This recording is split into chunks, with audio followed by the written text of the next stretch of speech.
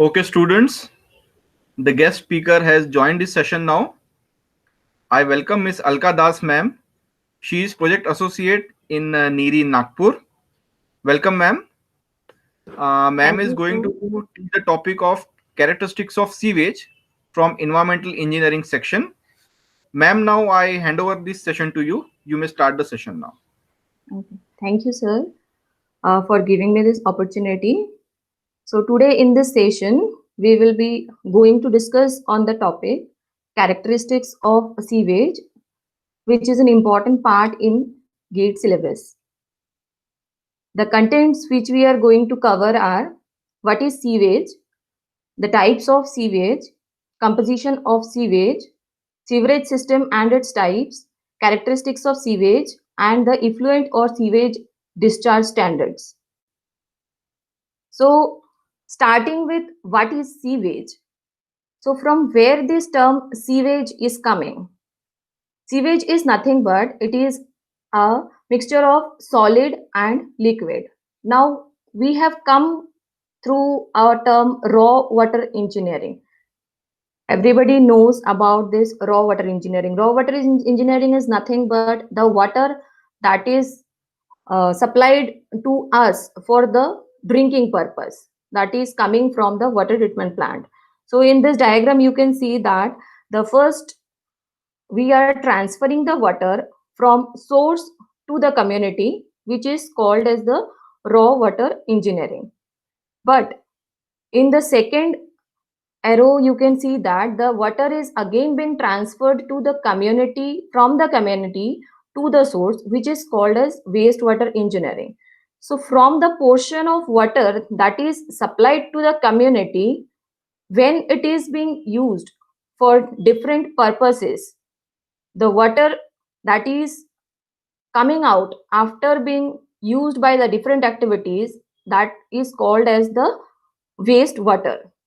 So the water which is supplied to the community, from that 75 to 80% of the water supplied is converted to wastewater. So we can combine it and say that the used water or the liquid waste that is generated by the community from the various activities is termed as the sewage or wastewater. Any water or liquid that contains impurities in such a concentration that is harmful when disposed to the environment directly, it is termed as wastewater. As we know that we are using the water from the sources sometimes directly, like lakes, ponds, seas. So if we discharge this wastewater directly into the environment, our surface sources of water and the ground sources of water are getting impure.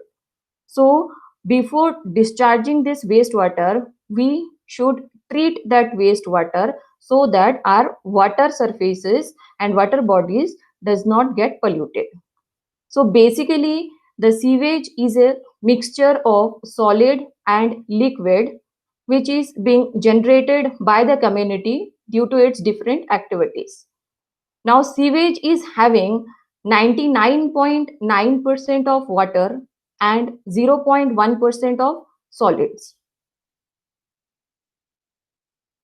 Now, moving forward, sewage is differentiated into mainly two types. One is the sanitary sewage and one is the stormwater sewage. The sanitary sewage is being differentiated into two types, that is the domestic sewage and the industrial sewage. Now, the domestic sewage is the sewage or wastewater that is being coming out from the residential areas, the commercial areas, the institutional zones, and from the various domestic activities. The water which we are getting after using, like bathing, like cooking, like washing floors, the water which is coming out from that, it is called as domestic wastewater. And the industrial wastewater means the liquid waste that is coming out from the different industries, like leather industry, dairy. From those industries, the water which are coming out is called as the industrial wastewater, and they vary in quantity and quality also, as they are coming out in large volume and high strength. Next, moving forward to storm sewage, it includes the surface runoff developed during and immediately after rainfall over the concerned area, which means when there is a rainfall, the water that is flowing on the surface, it is called as the storm water sewage. It is also called as runoff sewage sometimes, or drainage. Next, moving forward, we can see composition of sewage. The composition of sewage varies widely, but some of the things, that is a partial list here I am showing. You can see that it is containing 95% of water, which is often added during flushing to carry waste down a drain. Pathogens such as bacteria, viruses, parasitic worms, non-pathogenic bacteria, organic particles such as human feces, hairs, food, vomits, paper fibers, plant materials, soluble organic matters like fruit sugars, soluble proteins, inorganic materials such as sand, grit, metal particles, soluble inorganic material such as ammonia, sea salt, hydrogen sulfide, animals such as protozoa, insects, small fishes, some macrosolids also like needles, children toys, dead animals and plants, gases like hydrogen sulfide, carbon dioxide, methane, etc. Some emulsions such as paints, adhesive, hair colorants, and toxins are also present. In this classification, we can see the percentages that are being found in wastewater composition. Next, moving forward to some basic definitions like refuse, garbage, and rubbish. So, refuse is divided into two types, that is dry refuse and liquid refuse. Now, in dry refuse, we can see there are two types, that is garbage and rubbish. Garbage is the dry refuse that is organic in nature, and rubbish is the dry refuse that is inorganic in nature. Organic in nature means they are containing the biodegradable organic matter, and inorganic means the non-biodegradable organic matter. In liquid refuse, we can see sewage and sewage. Sewage is nothing but the wastewater that are coming from the bathrooms and kitchen. Now we come across a term, that is sewage system or sewerage system. It is nothing but that the structures, device or equipment and apparatuses that is intended for the collection, transportation and pumping of sewage and liquid waste, but excluding works for the treatment of sewage, that is the entire science of collecting and carrying sewage through the sewers. It is nothing but the system which we follow from the collection till the disposal of the sewage to land or river, that is called the sewerage system. This sewerage system is done through some conduits or some pipelines for carrying that water from the collection point to the disposal. That conduits or the drainage system that is used is called as the sewer. The underground pipes or the conduits that through which the sewage is being carried from the point of discharge to the disposal point is called as the sewer. In sewer, there are separate sewers we are using for carrying the household waste as well as the industrial waste. Storm water drains are being used for carrying out the rainwater from the roofs and street surfaces. Combined sewers are used for carrying both the sewage and the storm water, that is the surface runoff, together. In the diagram, we can see that the wastewater from the collection, it is being transferred from through the sewer to the manholes. From the manholes, it is being transferred to the water water treatment system, sorry, which is wastewater treatment system, from that to the disposal to the land and river. Now, three types of sewerage system are being used for disposing the sewage from the collection point to the wastewater treatment plant.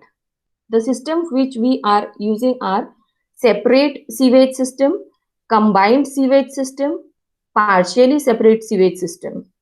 So in the separate sewage system, we are following two conduit pipes, one for carrying the sewage and the other for carrying the storm water runoff. The storm water is collected and directly it can be discharged into the water body, since the surface runoff is not so foul in nature. Therefore, in this system, the treatment cost is low because we are using the separate pipes. One pipe is collecting the sewage and the second pipe is collecting the surface runoff. Therefore, the cost of treatment is low, and in combined system, we are using a common pipe for carrying both the sewage as well as the surface runoff. So we were going through the combined system. In combined system, along with the domestic sewage, the runoff resulting from the storms are also being carried through the same sewers. So the problem is that in our country, where the actual rainy days are very few, the system will face the problem of maintaining the self-cleansing velocity in the sewers during the dry season, as the sewage discharge may be far lower as compared to the design discharge after including the stormwater. Means when we are carrying both the runoff water and the sewage water in same pipeline, then we have to design that pipeline with bigger diameter, as the quantity of sewage, as the quantity volume of the water will be more. So if so likewise, we have to do the design of the wastewater treatment plant also for that MLD of water. So the disadvantage is that we have to design for more quantity of water, but during the dry season, we will not be getting the required amount of water to be treated. Only in the rainy season, we will get the required quantity of water that is needed to be treated. So in separate sewage system, we are not having that problem as compared to the combined sewage system. Like we are having the advantages of the separate system, as the sewage are flowing in the separate pipes, the quantity to be treated at the sewage treatment plant is small, which will result in the economy of the treatment. The system may be less costly, as only the sanitary sewage is transported in closed conduit, and the storm water can be collected and conveyed directly into the open drains. And when pumping is required during disposal, the system is economical due to less flow of water. The disadvantages are self-cleansing velocity may not be developed at certain locations in sewers, hence flushing of sewers may be required because the surface runoff is not flowing along with the sewage. So maybe sometimes due to if number of solid particles get stuck into the pipelines, that flushing of sewers may be required. This systems requires laying two set of pipes, which may be difficult in congested area. If area is not having that much space, then laying of two set of pipes is difficult. This system will require maintenance of two set of pipelines, and hence maintenance cost is more. In combined system, the advantages are, in an area where rainfall is spread throughout the year, there is no need of flushing of sewer, as both surface runoff water, that is the storm water, and the sewage are moving in the same pipeline, so the self-cleansing velocity will be obtained. only one set of pipe will be required for house plumbing. In congested areas, it is easy to lay one pipeline rather than two pipes. The disadvantages are, as I said, in dry weather flow, we will not be getting the water quantity for which we have designed, due to which there also it results in siltation and the incrustation in the pipes. Large flow is required to be treated at the sewage treatment plant before disposal, hence resulting in higher capital and operating cost of the treatment plant. While pumping is required, this system is uneconomical. During rains, overflowing of sewers may also spoil the public hygiene. So we are having the third one, that is the partially separate system.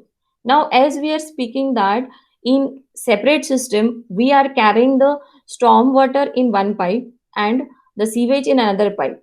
But practically, it is always not possible to collect all the storm water from the roof and the paved courtyards through the storm water pipe.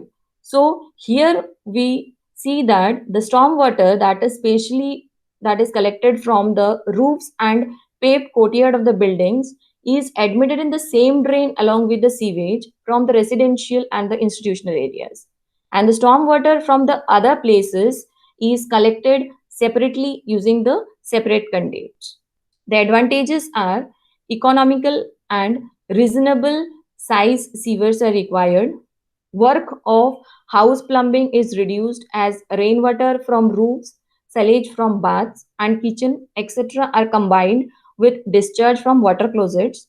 Flushing of sewers may not be required as small portion of storm water is allowed to enter in sanitary sewage. Disadvantages are increased cost of pumping as compared to separate system at treatment plants and intermediate pumping station wherever required. In dry weather, self-cleansing velocity may not develop in the sewers. So these three systems are used for collecting the water from the community to the wastewater treatment plant. After the water, after the sewage or wastewater is being treated in the treatment plant, then we can discharge it into river or the land surface. So moving to the characteristics of sewage. So we have to see that the characteristics are fulfilled and the characteristics should be within the limit before disposing it to the land or water bodies. Otherwise, the environmental otherwise it will cause the environmental damage and the hygiene of environment is also reduced. Therefore, the characteristics of sewage is divided into under three heads, that is physical characteristics, chemical characteristics and the biological characteristics. The physical characteristics of a sewage are being explained by the color, odor, temperature, turbidity and total solids. Chemical characteristics are explained under pH, nitrogen and phosphorus, chloride, oil, grease and fats, sulfides, sulfates, DO that is dissolved oxygen, COD chemical oxygen demand, BOD that is biochemical oxygen demand. For sewage or wastewater, these two parameters are the most important parameters that should be taken into consideration before disposing the wastewater, because this we will study further why these two parameters are very important. The third head is biological characteristics, in which we will go through bacteria, algae, fungi and protozoa. So physical characteristics of sewage. Physical characteristics of sewage means we can see through our naked eyes and we can see the changes what is happening due to that sewage or wastewater, like color. So if we consider the sewage, the fresh sewage and the stale sewage. or the septic sewage, means when the decomposition of the sewage starts. So the color of the fresh sewage indicates the freshness of the sewage. If the color is grayish brown or yellowish, it indicates fresh sewage. With the passage of time, as putrefaction starts, it begins to get black. That is when the decomposition of the organic matter. Organic matter is present in sewage, which starts decomposing after some times. So with the passage of time, when the decomposition starts, the sewage color turns to black. In the first figure, we can see the color of the sewage. It is not having some blackish color, so it is fresh sewage. And when all the organic matter gets decomposed, that is, it is uh, consuming the oxygen and it is getting decomposed, so the sewage is turning black in color. And sometimes we can see some other colors are also formed.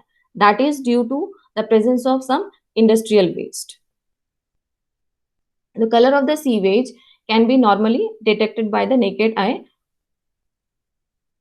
Next, odor.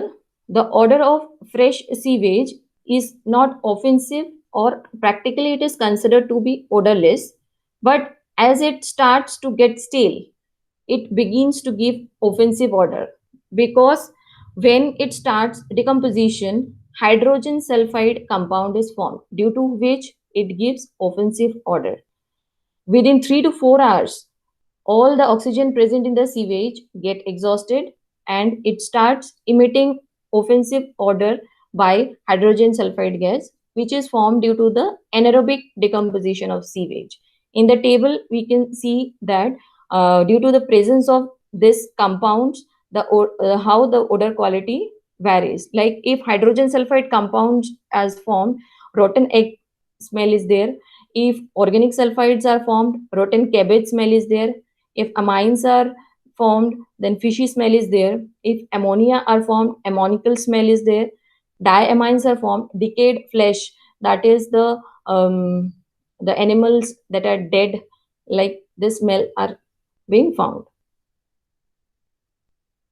Temperature of sewage.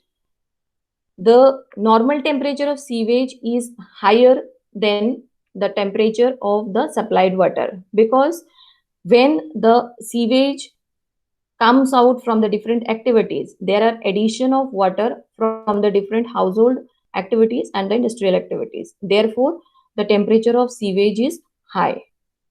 Oxygen is less soluble in warm water. Means when the temperature is high, oxygen does not get soluble in warm water. So in sewage, the oxygen gets consumed by the microorganisms that are present for the decomposition. The optimum temperature for the bacteriological activity is 25 degree to 35 degree Celsius. The aerobic digestion stops when temperature rises to 50 degrees Celsius. If the temperature rises beyond 50 degrees Celsius, the aerobic digestion stops. When temperature drops to 15 degrees Celsius, then the methane producing bacteria becomes inactive. At 5 degrees Celsius, the nitrifying bacteria stop working. Next parameter is turbidity. Now, what is turbidity? It is the measure of light transmitting property of water, which indicate suspended and colloidal matter. Now, we know that sewage is containing suspended and colloidal matter. It contains dissolved matter also, but in very less amount, because dissolved matter are not light transmitting. They do not have the property of light transmitting property. So in turbidity, we are considering the suspended and colloidal matter because they are reflecting the light back, and from that light transmitting property we can calculate the turbidity, the amount of turbidity. The turbidity depends on the quantity of solids that are present in suspension, that is suspended solids, colloidal solids. The quantity, the amount of solids that are present in your water gives the turbidity of the sewage. as the concentration of the sewage increases, the turbidity also increases. In general, there is no specific relationship between turbidity and the concentration of total suspended solids in untreated wastewater.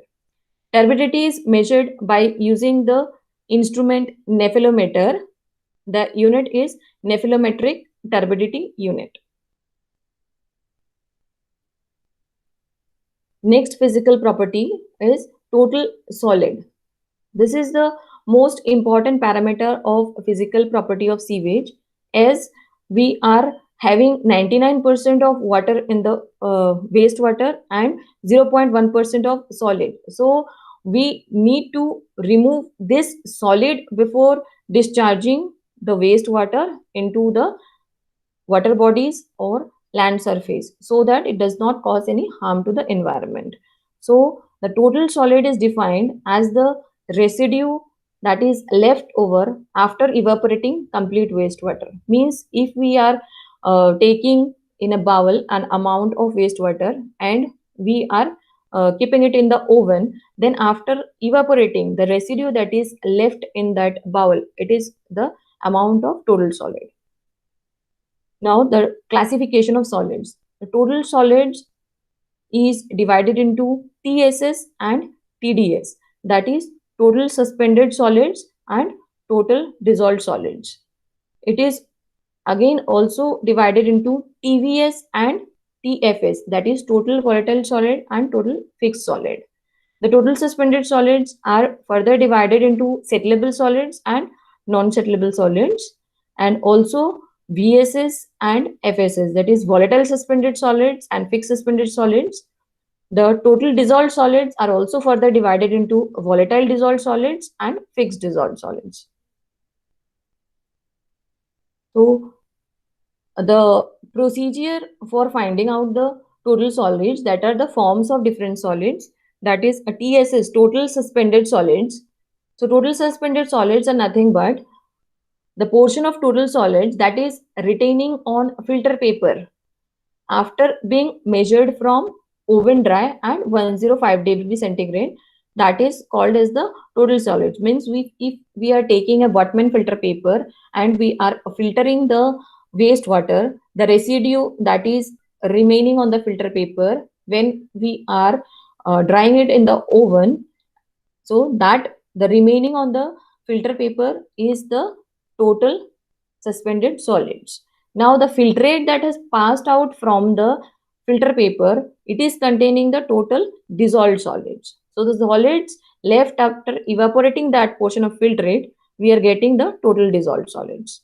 The total volatile solids, solids that can be volatilized and burned off when the total solids are ignited in muffle furnace at 500 plus 50 degrees centigrade, that portion is called as total volatile solid.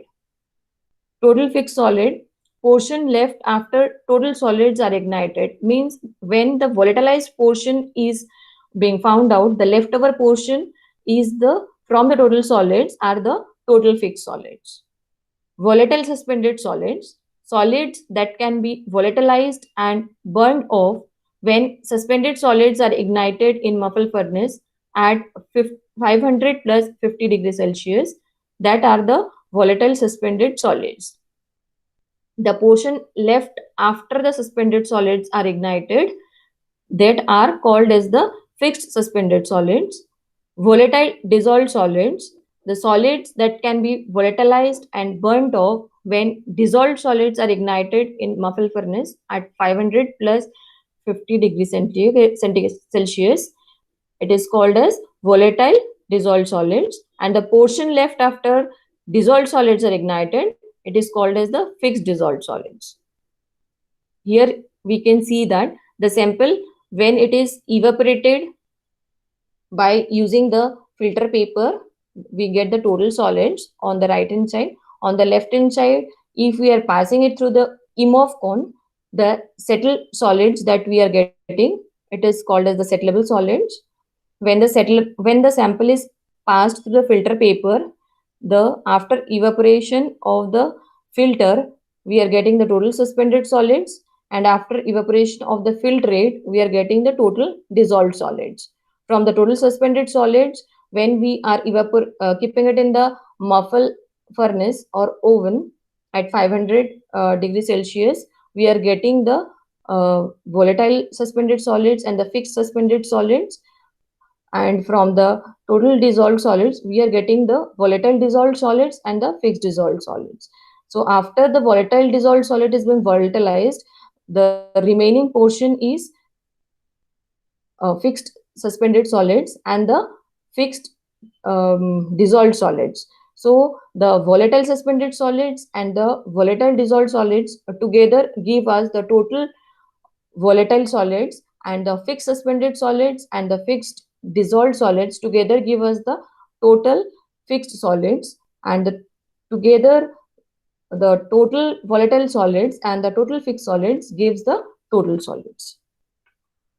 So it is an important factor. Before discharging the sewage into land or water, we need to remove this 0.1% of solid that is present in our sewage, so that it does not cause any harm to our environment. Now moving to the chemical characteristics of sewage. The first parameter is pH. As we all know that pH is the logarithm of reciprocal of hydrogen ion concentration that is present in the sewage. It is an indicator of the acidity or the alkalinity of a sewage. So we can see that if the pH value is less than 7, the sewage is acidic, and if the pH value is more than 7, the sewage is alkaline. The fresh sewage is always alkaline in nature, and with the passage of time, as the decomposition of the organic matter starts, so pH starts to fall. That is, the acidity starts beginning. So the pH value is less than 7 due to the production of the acid by the bacterial action in the anaerobic or the nitrification process. So therefore, the fresh sewage is alkaline in nature and the stale sewage is acidic in nature. But however, with the treatment of the sewage, the pH tends to rise. pH is determined by using the pH meter, that is potentiometer. Next parameter is nitrogen and phosphorus. The principal nitrogen that are found in our domestic sewage are in the forms of proteins, amines, amino acids, and urea. Ammonia nitrogen in sewage results from the bacterial decomposition of these organic constituents. Nitrogen being the essential component of biological protoplasm, its concentration is important for the proper functioning of the different biological treatment systems and for disposal on the land. We generally find that the nitrogen content in the untreated sewage is observed to be in the range of 20 to 50 mg per liter.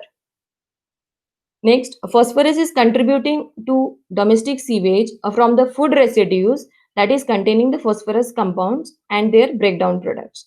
Phosphorus is also an essential nutrient for the biological processes. Both this nitrogen and phosphorus is essential to be determined, as they are required for the biological treatment of the sewage. When we will be studying the treatment process, so we can see that for the biological treatment process, these parameters are important. So we need to limit this parameter within the standard quality.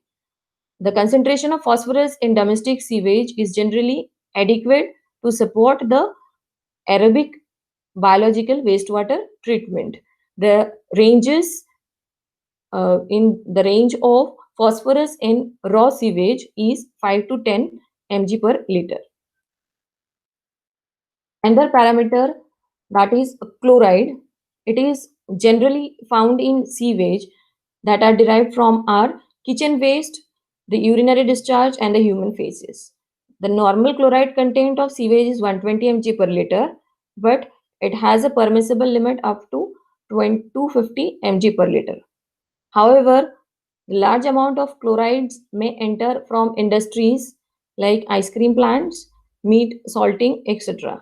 So when the chloride content of given sewage is found to be high, so we can say that the sewage is coming out from the industries, because the industrial waste or the infiltration of seawater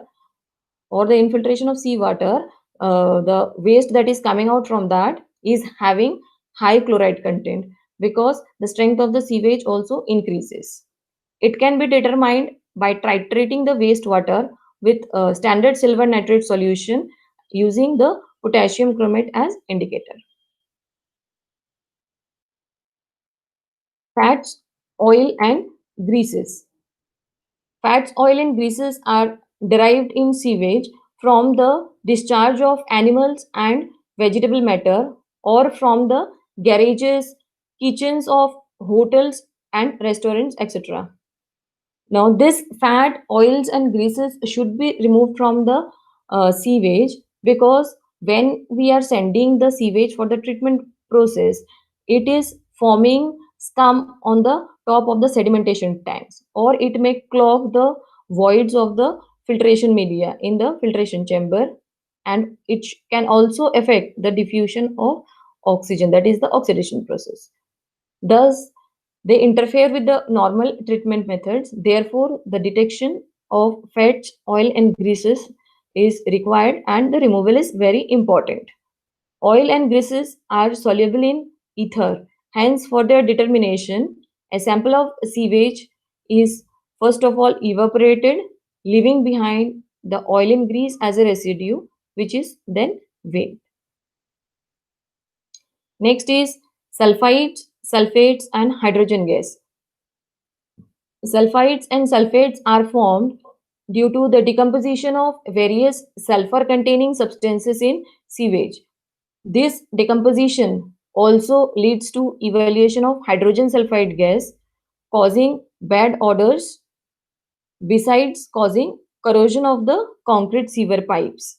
In anaerobic digestion of sewage, the aerobic and the facultative bacteria oxidizes the sulfur and its compounds present in the sewage to initially form the sulfides, which ultimately break down to form sulfate ions, which is a stable and unobjectionable end product. And in anaerobic digestion of sewage, the anaerobic and facultative bacteria reduce the sulfur and its compounds into sulfides with evaluation of hydrogen sulfide gas along with methane and carbon dioxide, which is causing very obnoxious odors. The next parameter is dissolved oxygen. This is an important parameter for water.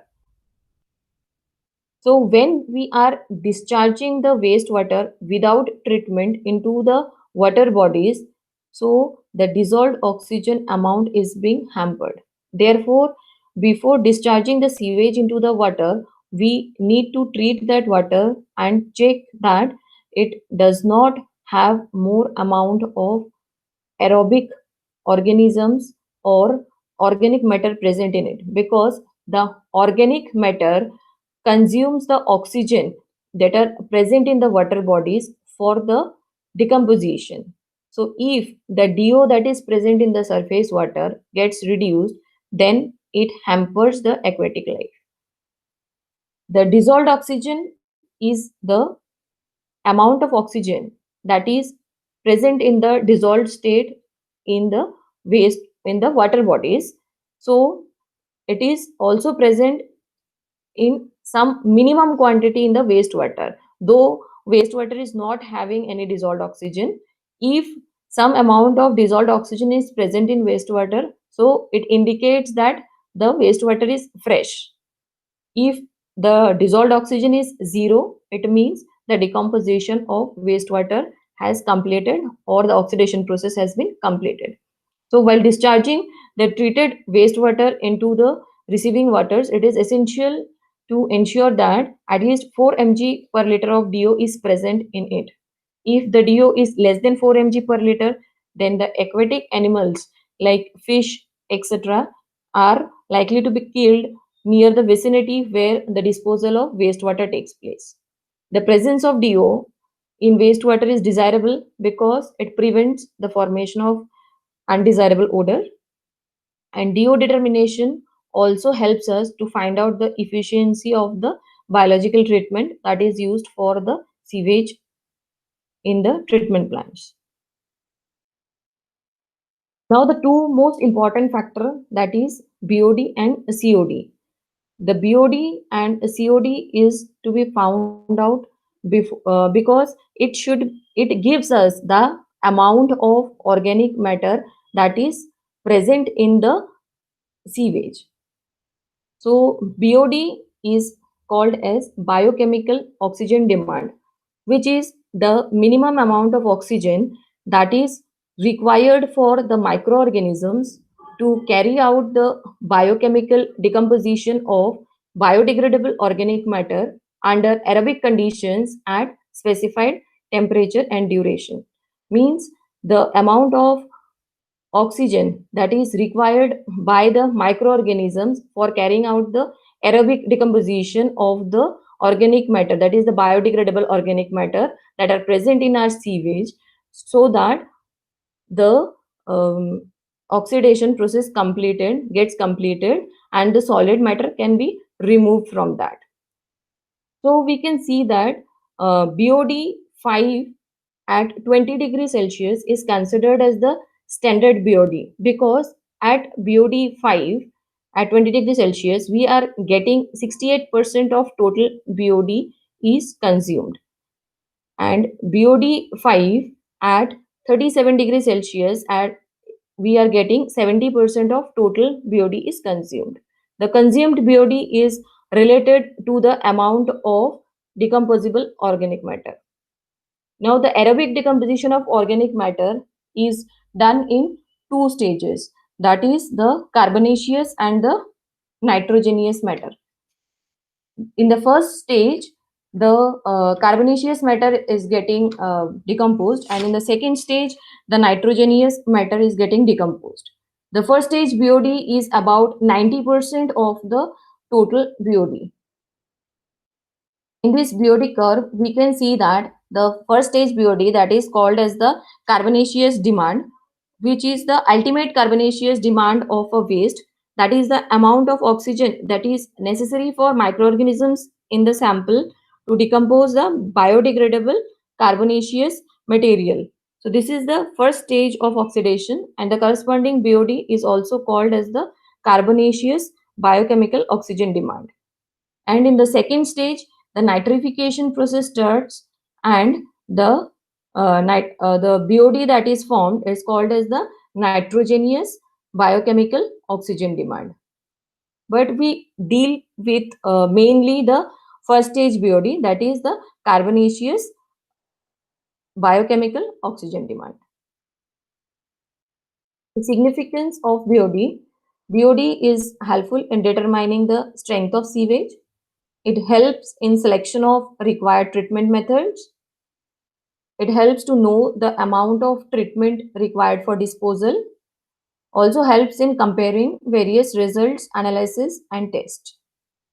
Now, we are having an sewage sample. So, how can we determine the BOD of that sample? So, for a sewage sample, we first dilute that sample in 1:100 ratio. That is, if we are taking 1 ml of sewage, we will add 100 ml of water in that. Then we will first determine the DO of that diluted sample before incubation, and then we keep that diluted sample in the incubator, that is BOD incubator, at temperature of 20 degrees Celsius for 5 days. And after 5 days, we again determine the DO of that sample, and the difference between the DO of the sample which was calculated before incubation and after incubation will give us the amount of oxygen that is consumed by the sewage. That is the BOD 5, means the BOD at 5 days at 20 degrees Celsius. Here we will see the equation of BOD that we will be using for doing some of the problems that are being asked in the GATE papers also. So it is called as the first stage BOD equation. So here we can see the rate at which BOD is satisfied at any time, that is the rate of deoxygenation, depends on temperature and also on the amount and nature of organic matter present in sewage at that time. Now, BOD is very much affected by temperature. At different temperature, we are having different BOD. So, temperature plays a very important role in BOD. So, we are considering this BOD 5 at 20 degree Celsius at the standard temperature. Thus, we can see from the graph that at a certain temperature, the rate of deoxygenation is assumed to be directly proportional to the amount of organic matter present in the sewage at that time. That is, dLT by dt is equals to minus K into LT, where LT is the oxygen equivalent of carbonaceous oxidizable organic matter that is present in sewage after T days from the start of oxidation. T is time in days. K is the rate constant, that is signifying the rate of oxidation of organic matter, and it depends upon the nature of organic matter and temperature, and its unit is per day. We are integrating this equation, this dl by dt equals to minus k into dt. We are getting this log e lt equals to minus k into t plus c, where c is the constant of integration and the can be evaluated from the boundary conditions at the start. That is, when t equals to 0, we are taking lt equals to l. So log e l equals to k into 0 plus c. So we are getting the value of c as log e l. So we are substituting the value of c in equation 7.13, that is log e lt equals to minus kt plus c. So from that we are getting the equation at the end as log 10 base lt by l equals to minus 0.434 k into t. So we are using 0.434 K as Kd, where Kd is the deoxygenation constant or the BOD rate constant, or sometimes it is also called as reaction constant on base 10 at given temperature of 0.434 K. So by substituting this value, we get LT by L is equals to 10 raised to the power minus Kd into T. Now L is the organic matter that is present at the start of BOD reaction, which is expressed as oxygen equivalent, and LT is the organic matter that is left after T days, which measures the BOD during T days, the quantity of organic matter that is oxidized, which will be equals to L minus LT. So if YT represents the total amount of organic matter that is oxidized in T days, so we can write YT is equals to L minus LT. So we are getting the value of L from here. LT by L, we are getting the value of LT by L, and we are putting this value in the equation number 7.15. So from there, we are getting the equation of BOD as YT equals to L 1 minus 10 raised to the power minus KD into T. YT is the BOD at time T. L is the ultimate BOD. In some books, it is also written as L0, which is also called as the ultimate BOD at that time. KD is our reaction constant at that specified time. So the ultimate first stage BOD, that is YU, would be obtained from the above equation, and if we substitute it as for infinite days, then we get the ultimate first stage BOD of a given sewage is equal to the initial oxygen equivalent of the organic matter present, that is L, which is a fixed quantity and it does not depend upon the temperature of oxidation. The value of Kd can also be determined as it depends on the speed of the BOD reaction. Without having any influence on the ultimate BOD, that is L0. So the equation we can see here, if we are having the temperature, if we are having the value of reaction constant at 20 degrees Celsius, then we can find out the value of the reaction constant at any other temperature by using this formula, that is Kd equals to Kd20 1.047 raised to the power T minus 20, where Kd20 equals to deoxygenation constant at 20 degree Celsius, and its value varies between 0.05 to 0.2 per day, depending upon the nature of the organic matter present in the sewage. And Kd is the deoxygenation constant at temperature T.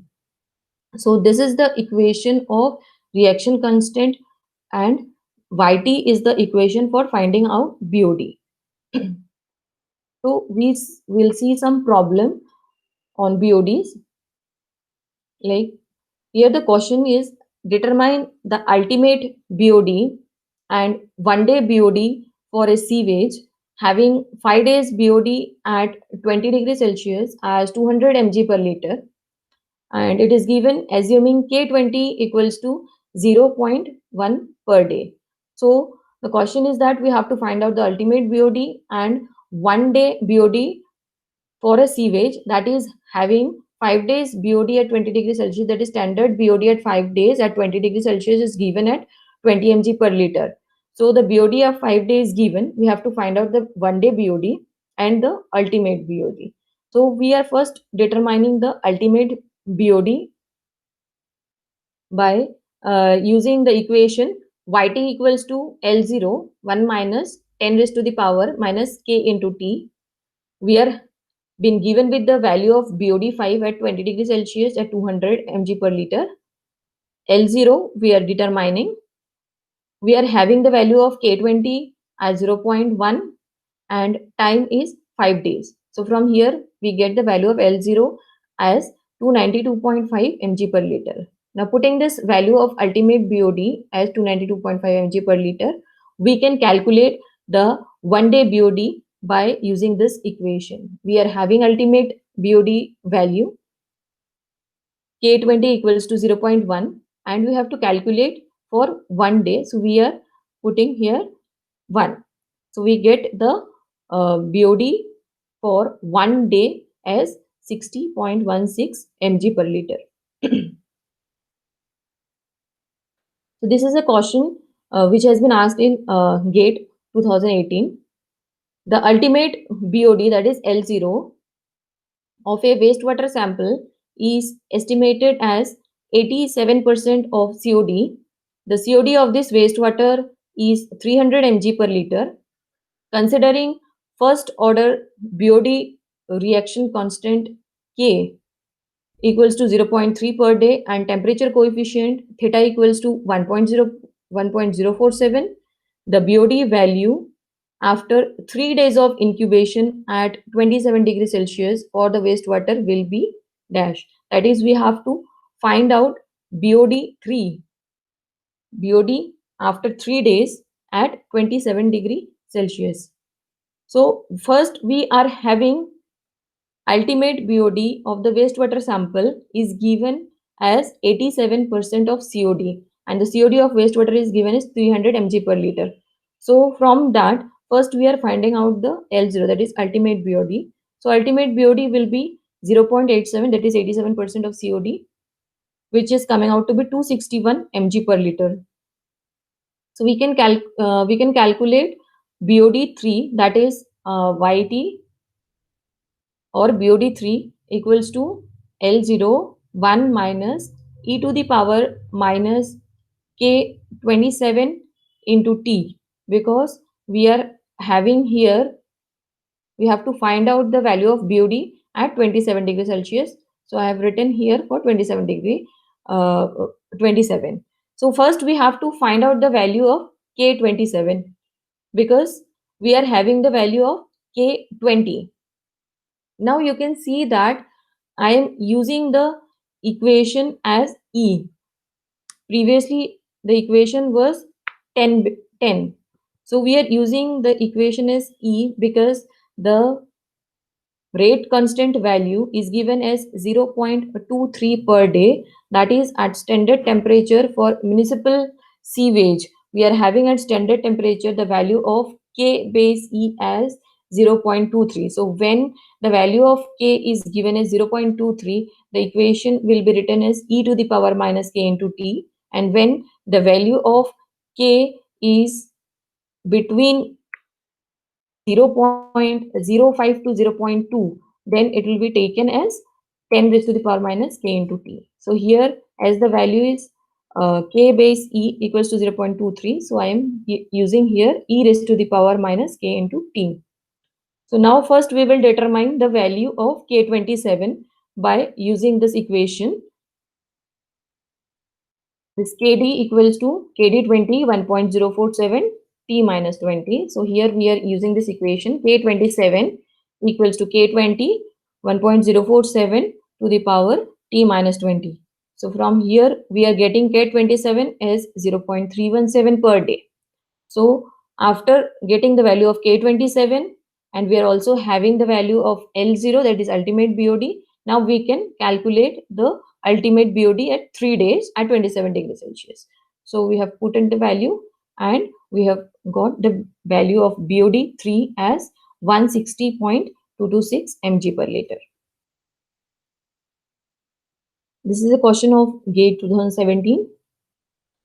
For a given water sample, the ratio between 5-day 20 degrees Celsius BOD and the ultimate BOD is 0.68. The value of the reaction rate constant K on base E in 1 day up to 2 decimal is. We have to find out the value of K20 and base E.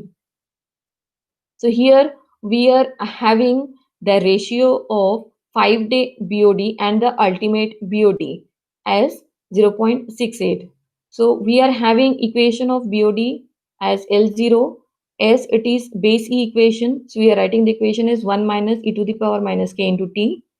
So we are having this equation value given in the question as 0.68. So this BOD 5 by L0 is equal to 0.68, 1 minus e to the power K20 into 5 days. So we get the value of K20 as 0.227 per day. That is considered as 0.23 per day, which is option B. So these are some problems, and this from BOD, most of the times questions are being asked in GATE. So it is an important topic. Next, there are some limitations of BOD test. Also, for that, we will be studying further COD. So first we'll go through the limitations of BOD. The limitations of BOD test are: it is essential to have a high concentration of active bacteria present, because if number of bacteria are less and it is not in active position, that the decomposition will not take place into the required amount of percentage that we have told. So it is very much essential to have the active bacteria. The amount of active bacteria should be present in very high concentration. The sample should not contain toxic waste, because if some toxic waste are present in the sample, then pre-treatment is required. The effects of nitrifying organism should be reduced before BOD test, and it only measures the biodegradable organic matter. Long time is required, that is 5 days. After 5 days, we will getting the result. So if we require any immediate result, then BOD is not a appropriate method. And the utilization of soluble organic matter also affects the BOD determination. So to curb the limitations, we are having another test, that is chemical oxygen demand, that is COD. COD is a means of measuring the amount of organic matter present in the sewage. It is also a measure of measuring the amount of organic matter, but here we can measure both the biodegradable and non-biodegradable matter. In BOD, we are measuring only the biodegradable organic matter. Here we are measuring both biodegradable and non-biodegradable organic matter. And COD test takes only 3 to 5 hours in comparison to 5 days for BOD test. It is defined as the amount of oxygen that is required to chemically oxidize the organic matter by using some strong chemical oxidizing agent like potassium dichromate under acidic conditions. Here, toxic metal cannot interfere in the test. That has the possibility in BOD test. It is also useful in determining the strength of industrial wastewater. Therefore, the COD values are always higher than BOD values. The COD upon BOD ratio of a typical sewage ranges between 1.25 to 2.5, and if the range is higher than this 1.25 to 2.5, then it indicates that the sewage is difficult to biodegrade means the decomposition of organic matter cannot take place. Next, we'll be going through the biological characteristics of sewage. Now, the biological characteristics of sewage is related to the presence of microorganisms, means the amount of microorganisms that is required to consume the organic matter that is present in our sewage. Because if microorganisms are not in the appropriate quantity, then the organic matter will not be decomposed and the solid cannot be removed.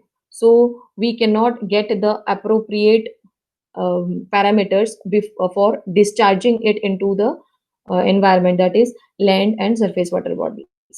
The presence of pathogens indicates the degree of pollution. The presence of microorganisms also affect the self-purification capacity of water. So the bacteria that are present in wastewater, it converts the organic matter into the simpler form. Algae, they utilizes the radiant energy and absorb carbon dioxide and release oxygen by photosynthesis. The fungi fully depend on organic matter for obtaining their energy, and the protozoa, that is the bacteria eaters, they also destroy the pathogens. So these were the physical, chemical, and biological characteristics of sewage that is to be studied, so that we can obtain the different parameters within the limit, so that we can discharge the wastewater safely into the water bodies and land. So here I have given a table for the effluent standards for the disposal. So the important parameters we can see here, the parameters are COD, BOD, TS, that is total solids, suspended solids, and pH. So water body, that is in the surface water bodies, and land surface. So in first column we see it is PCB, that is Pollution Control Board. Next is EPA, Environmental Protection, and next is WHO. So as per this standards, we are having our disposal standards like COD for land, it is 250 mg per liter as per the WHO. Means if COD is within 250 mg per liter, then only we can dispose the sewage on land. Like BOD, if we have to discharge the sewage or wastewater in water body, then the BOD should the maximum limit is 30. According to EPA, it is 20, but the maximum as per Pollution Control Board, it can be 30 mg per liter. On land, it is 100 mg per liter. Total solids for land, it is 1000 mg per liter, and for water body, it is 400 mg per liter. But the permissible limit is 1000 mg per liter. But as per Pollution Control Board, if we can minimize up to 20 mg per liter, it is good. The suspended solid for water body, it is 40 mg per liter. For land, it is 100 mg per liter as per PCB. As per EPA, it is 25 mg per liter and 50 mg per liter. And WHO for land, it is 100 mg per liter. For pH, the range is 6 to 9 or 6.5 to 8 for discharging the sewage on land and water body.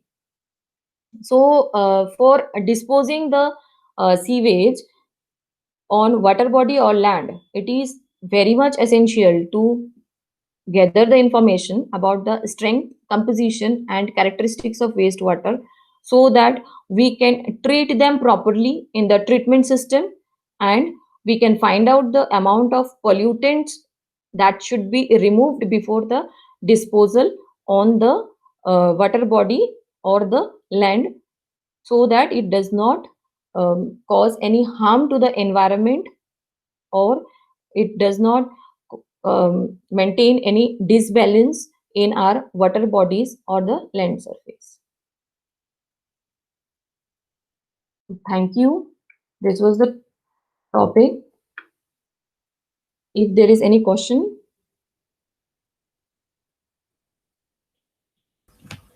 Thank you very much, ma'am. Students, the session is now open for question answers. If you are having any query, you can ask the questions now.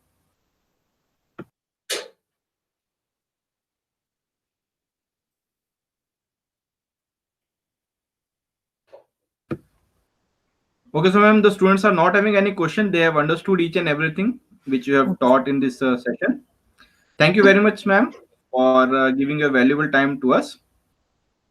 I will continue this session from here onwards. Okay, Thank you, sir. ma'am. Thank you, sir. Thank you, sir.